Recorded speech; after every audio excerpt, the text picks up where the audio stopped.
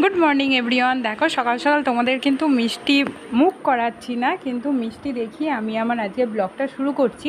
মিষ্টি বলতে এখানকার জিলাপি, মানে খেতে একটু অন্য রকমই, আমাদের ওখানের মতন একটু, মানে মুখে যখন দিই তখন তো মিষ্টি লাগে, অবশ্যই জিলিপি তো মিষ্টি হবেই, কিন্তু খাওয়ার পরে খাওয়াটা যখন হয়ে যায় তারপরে যেন কেমন একটা টকটক লাগে, কেমন জানি না।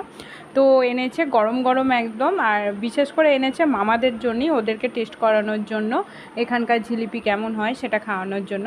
তো সবাই বসে বসে এতক্ষণ চাটা খেয়ে গল্পই করছিলাম। তারপরে আমি এখন চলে এসেছি সকালবেলা মুড়ি খাওয়ার তরকারি করতে।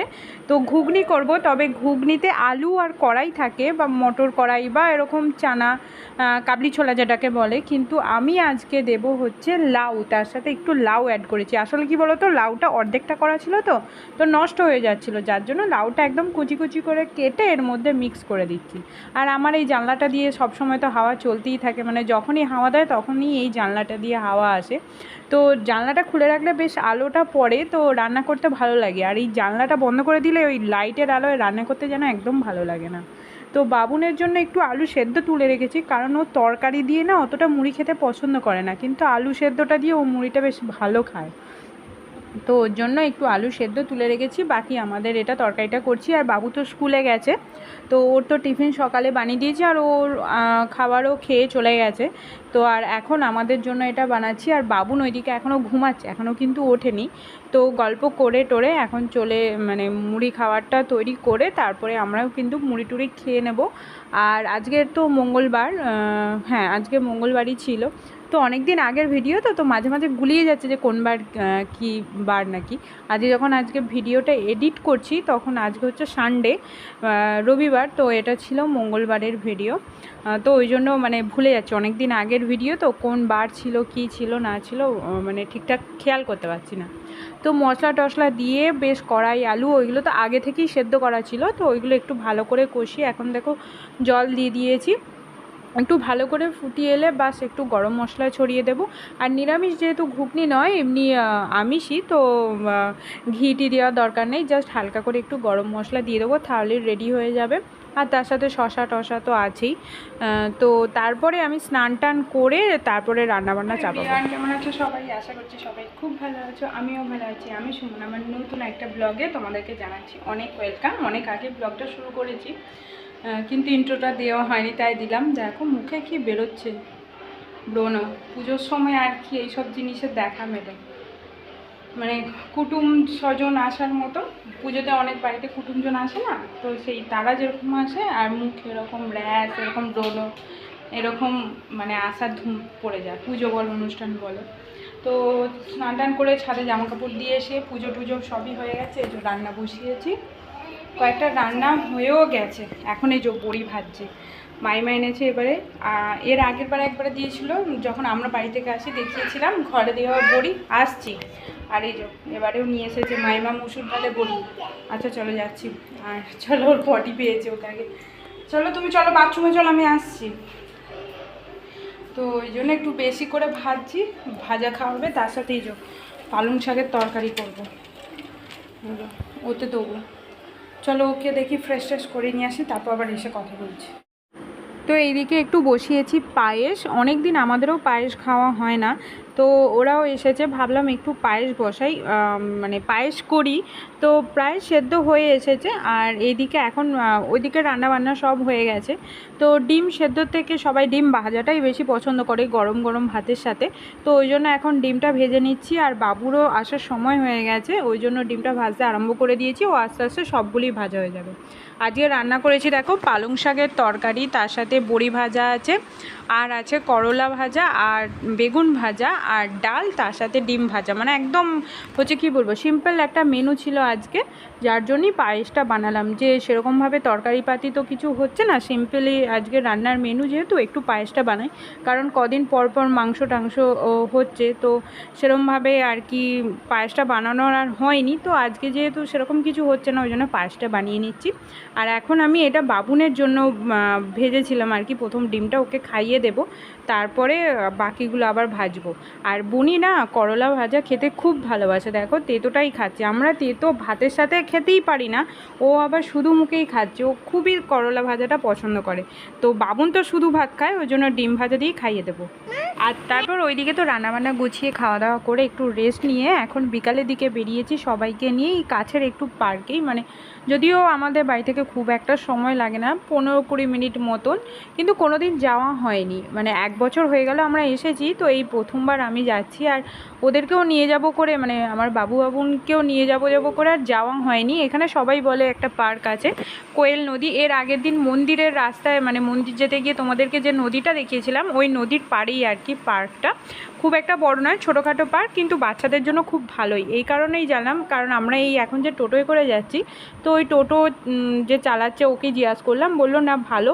তো আমরা এখন প্রায় সন্ধ্যের গায়ে বেরিয়েছি, মানে খুব একটা বিকাল নেই, একটু পরেই সন্ধে হয়ে যাবে। আর দেখো চারিদিকে তো প্যান্ডেল হচ্ছে, আমাদের বাড়ির ওইদিকেও হচ্ছে আর এইদিকেও হচ্ছে। তবে কি চারদিকে প্যান্ডেল লাইট ফাইট লাগালেও না রাস্তার অবস্থা খুব খারাপ, বিশেষ করে এই যে রাস্তাটা দিয়ে আমরা এখন আসছি, এই রাস্তাটা দিয়ে আগে আসা হয়নি। তো এই প্রথম না, এর আগেও একবার এসেছি, তবে বেশি আসা হয়নি, আমরা অন্য রাস্তা দিয়ে বেশি যাতায়াত করা হয়। তো এদিকের রাস্তাটা খুবই খারাপ, মানে একটু সারালে মনে হয় ভালো হয়। তারপরে ওইখানটা অনেকটা রাস্তা খারাপ হয়ে যাওয়ার পর এদিকের রাস্তাটা মোটামুটি ঠিক আছে। তো এখানটা একটা খুব বড় যেন মার্কেট আছে দেখলাম। আর এখন পার্কের কাছাকাছি চলে এসেছি, এইটা হচ্ছে না নিচের দিকে। আর আমরা যে মেলায় গিয়েছিলাম, একটা মেলার ব্লগ আছে এই পার্কের ওপরের দিকে, মানে নদীর ওপরের দিকে, ব্রিজের ওপরে সেখানে মেলাটা হচ্ছিল। আর দেখো নদীর গায়ে তো দেখতে পেলে বসার জায়গা করা হয়েছে। আর এখন পার্কে ঢুকে, মানে পার্কের ভেতরে গেছি, আর পার্কের প্রত্যেকের আর কি টিকিট এক একজনের 10 টাকা করে। তবে বাচ্চাদের, মানে বাবুনের মতন বয়স যাদের, ওদের কোনো টিকিট লাগে না, তবে বাবুর লেগেছে বা আমার ছোটো ননদ ওর লেগেছে, বাকি আমাদের তো লেগেইছে। আর দেখেছো বলেছিলাম না যে সন্ধ্যের গায়ে বেরিয়েছি, তো সন্ধে হতেই চললো প্রায়। আর বাবুন এসে তো খুব মজা করছে, মানে ও একাই স্লাইডের ওপর উঠছে নামছে। তবে এখানে বেশি কিছু আইটেম নেই, তোমাদেরকে আমি দেখাচ্ছি পুরোটা ঘুরিয়ে। মানে একটা বড় পার্কের মধ্যে যা যা থাকে, দোলনা টোলনা বা সেরকম বেশি কিছু নেই। আর এই হচ্ছে নদীটা কিন্তু অনেকটাই চওড়া, তবে কি বলো তো গভীরতাটা কম, কারণ মাঝে মাঝে দেখছি নদীর চর আছে। আর পুরো এই নদীর পাড় ধরে বেশ অনেকখানি জায়গায় আর কি বসার জন্য ওরকম বানানো আছে। আর এই হচ্ছে পুরো পার্কটা। আর আরেকটা জিনিস, পার্কের ভেতরে ওই যে জাম্পিংয়ের যেটা করা আছে, বা একটা সেই গাড়ি থাকে না বাচ্চাদের চালানোর মতো, ওইগুলো কিন্তু আবার আলাদা টিকিট আছে। শুধু ভেতরে এন্ট্রি ফি হচ্ছে 10 টাকা করে এক একজনের। তো নদীটা দেখতে খুব সুন্দর লাগছে দেখো। তবে কি বলো তো, আজকে না হাওয়াটা দিচ্ছিল না। নদীর গায়ে বসলে, নদীর ধারে বসলে যে একটা সুন্দর হাওয়া আসে, সেই হাওয়াটা নেই, যার জন্য একটু গরম ভাব ছিল। একদম নদীর কাছে এই পাশটা দাঁড়ালে তবু একটু ঠান্ডা ঠান্ডা ভাবটা আসছে নদীর জলের, কিন্তু এই দিকে সরে আসলে আর সেই ঠান্ডা ভাবটা নেই, গরম মতন। তো এইদিকে দেখো বাবুন তো খুবই এনজয় করছে, ওর তো খুবই ভালো লাগছে, একা ইয়ে করছে, কিন্তু আমার ভয় লাগছে যে যদি পড়ে যায়। ও কিন্তু ভয় পাচ্ছে না।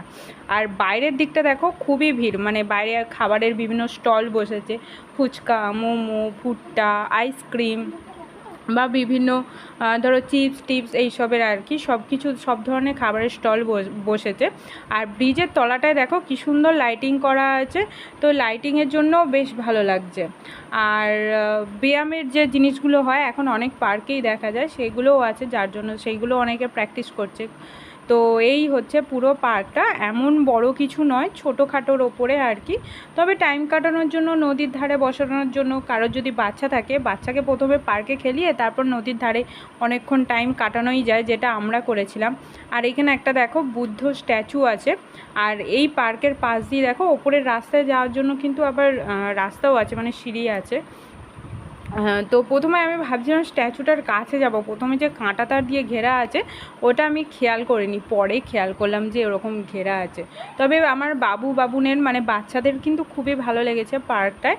আর এই যে এই গাড়িটার কথা বলছি, এই গাড়িটা কিন্তু আবার আলাদা আর কি, মানে টাকা নিচ্ছে ওদের চাপতে গেলে। প্রায় ঘন্টা 2 কাটানোর পরে ওই পার্কের ভেতরে ওদেরকে অনেক কষ্টে পার্ক থেকে বের করে এনেছি, কারণ কিছু তো খেতেও হবে, কখন দুপুরবেলা খেয়েছে। তো তার জন্য প্রথমে আর কি ফুচকা খেয়ে নিলাম। আর এখানের ফুচকা তো খুবই ভালো, মানে আমরা ওখানে যেটা খাই ওটাও আলু দিয়ে বানায়, আর এখানেও দেখছি আলু দিয়ে বানিয়েছি, আর টেস্টিও ছিল। তারপরে সবাই একটা করে আইসক্রিম নিয়েছি, নিয়ে এখন চলে এসেছি নদীর পাড়ে। তো এখন এই সিঁড়ি দিয়ে নেমে যাব, আমি ভেবেছিলাম একটু নদীর জলে পাটা ধোবো, কিন্তু কি নোংরা দেখো, প্রচণ্ড নোংরা। আসলে কিছুদিন আগে বন্যা হয়েছিল, সেই বন্যার জন্য আরও আর কি একটু মানে অপরিষ্কার মতন হয়ে আছে। আর ওই বিশেষ করে ব্রিজের তলায় যে আলোটা দেওয়া আছে তার জন্য কিন্তু খুব সুন্দর দেখতে লাগছে, তাই না? তো এরমভাবে নদীর পাড়েতে বসেও আমরা অনেকটা টাইম কাটিয়েছিলাম। প্রায় বাড়িতে পৌঁছেছিলাম 9টার দিকে।